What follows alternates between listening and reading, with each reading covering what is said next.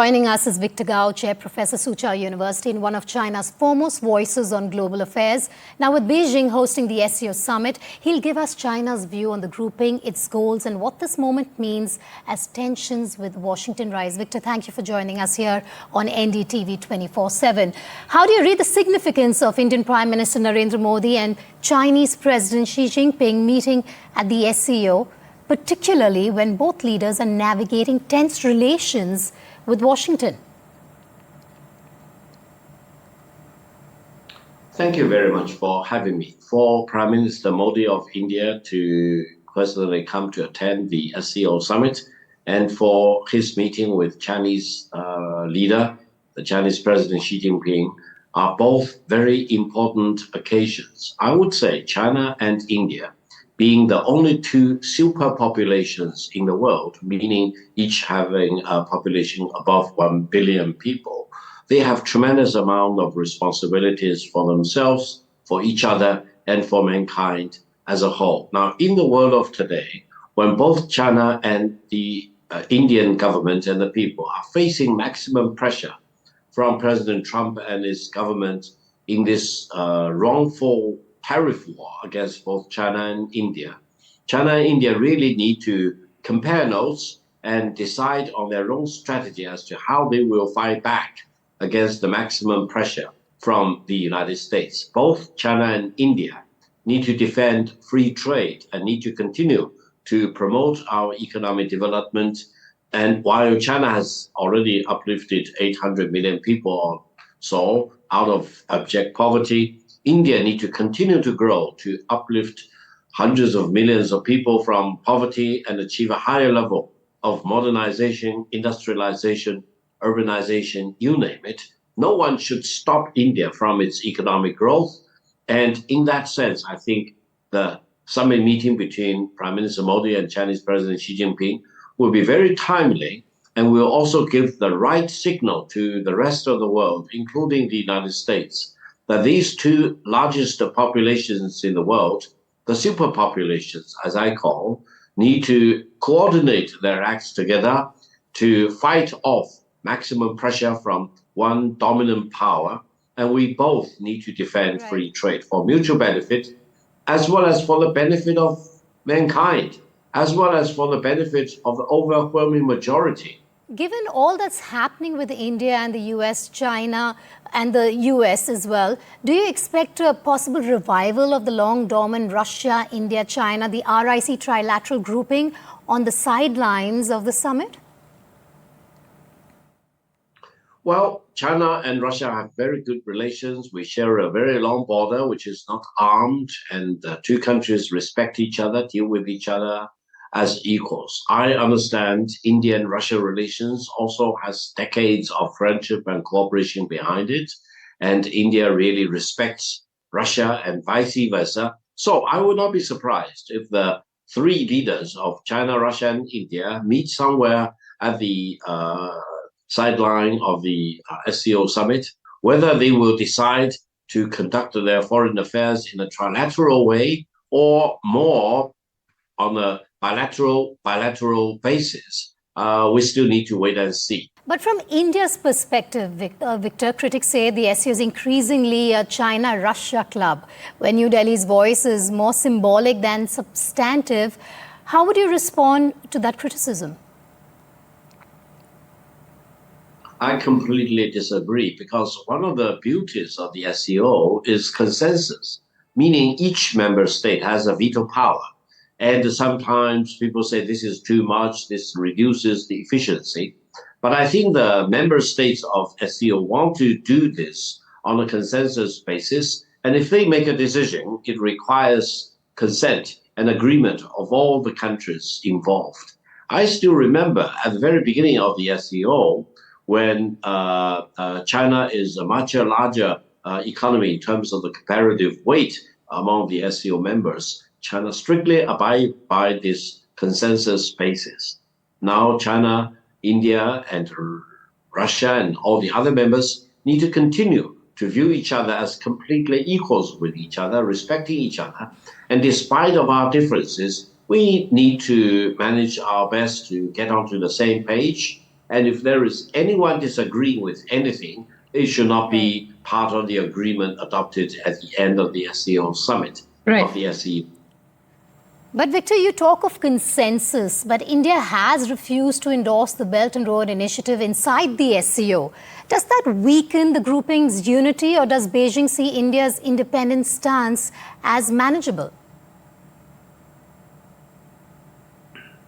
Well, I hope India will sooner or later come to the conclusion that participation in BRI is in the fundamental interest of the Indian people, because BRI focuses on connectivity, highways, railways, aviation, and financial connectivity, technological connectivity, you name it. And this is, I think, exactly what India needs to further promote its industrialization, manufacturing, and also connectivity within India.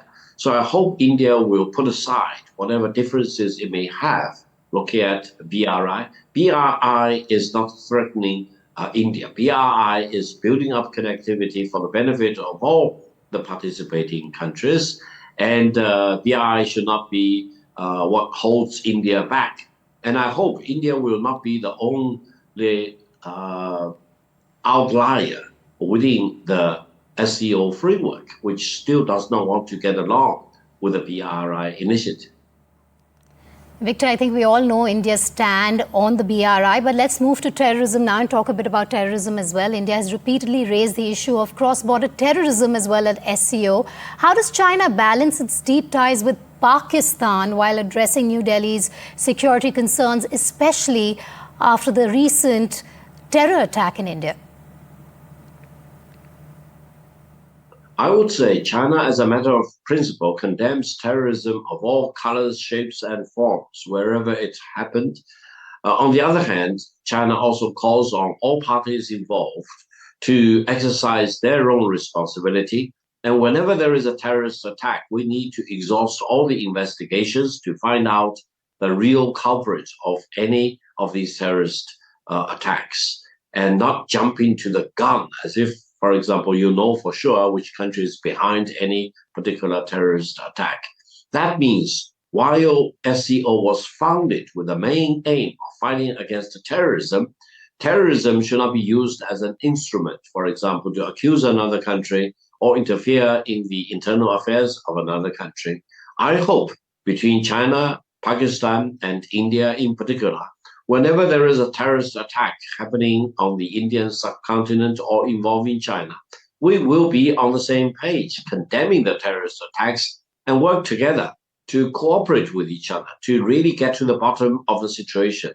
I'm saddened to see that quite a few Chinese nationals have been killed inside Pakistan, especially in Balochistan, because of the terrorist upside, I think.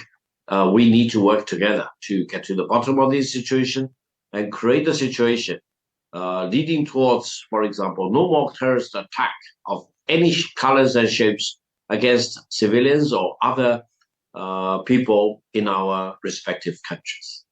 Victor, Beijing might see this as an opportunity to woo Delhi during this meeting amid the tariff pressure. But why should India trust China economically when the trade imbalance is so skewed and market access so limited?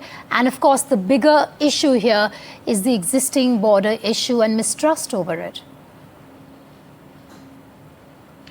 Well, first of all, China is the largest trading nation with more than 130 countries in the world. And for the rest of the countries, China is either number 2, if not number 3, largest trading nations with the rest of the countries in the world. So the reality of China's economic might is real. And I think for any country to disregard that or to dismiss that, it will not be in the fundamental interest of their own economic development. Now, for the border disputes between China and India, allow me to mention, China and India have coexisted with each other for thousands of years. The current territorial disputes were created by the British when they were ruling India as the British Indian Empire. I hope the Chinese nation and the Indian nation will have enough courage and wisdom to put behind the territorial disputes between them and really get onto the same page. Now, working together between China and India. We make both China and India stronger. And we'll make sure that the two largest populations in the world, the two only superpopulations in the world, can manage their bilateral affairs better in peace and negotiation and create maximum benefit for the Chinese people as well as for the Indian people. Yeah, but Galwan wasn't by the British, was it, Victor? Moving on now, India believes in multi-alignment. You and I have spoken about this in different ways till now. But it's a member of SCO, but also an important member of the Quad with US, Japan and Australia. How does Beijing view this? Well, China has extreme balance and magnanimity in looking at the situations around it. China wants to defend its own sovereignty and territorial integrity, and China is fully prepared to fight off any hostile forces, whether they are acting in their own capacity or whether they are teamed up together as a bloc or as a group, for example. I hope India will focus on economic development and care about bilateral relations between China and India. And I do hope India will not be hijacked onto the bandwagon of anti-China geopolitical bandwagon, for example, that some other countries are very happy to launch. And they want to make use of India as a pawn or as a proxy, for example, not for the benefit of the Indian people, but most likely for the benefit of themselves. And the fact that the United States under President Trump is applying maximum pressure against India, levying up to 50% of tariff against Indian exports and also labeling Indian economy as a dead economy, is completely showing disrespect for the nation of India. China will never do that. Despite of all our differences, we want to treat India as completely an equal, and we want to get to the same page together as soon as possible, and we want to work out solutions so that we can put our territorial disputes behind them for our mutual benefit. So eventually, it is a decision for India to make, whether you want to be closer or more remote with any other country. But the litmus test is whether India can gain economic benefits from such relations with different countries. And hence the word multi-alignment, which this government does believe in.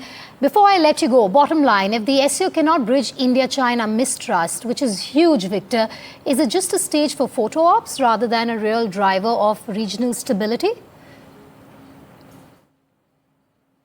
No, SCO is gaining more and more momentum and is gaining more and more recognition in the world.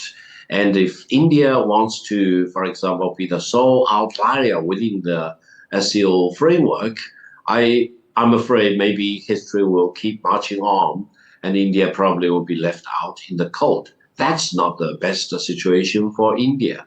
I think for India, keeping better relations with Russia on the one hand, with China on the other hand, with the United States on the other hand, with EU, with Japan, is very much needed.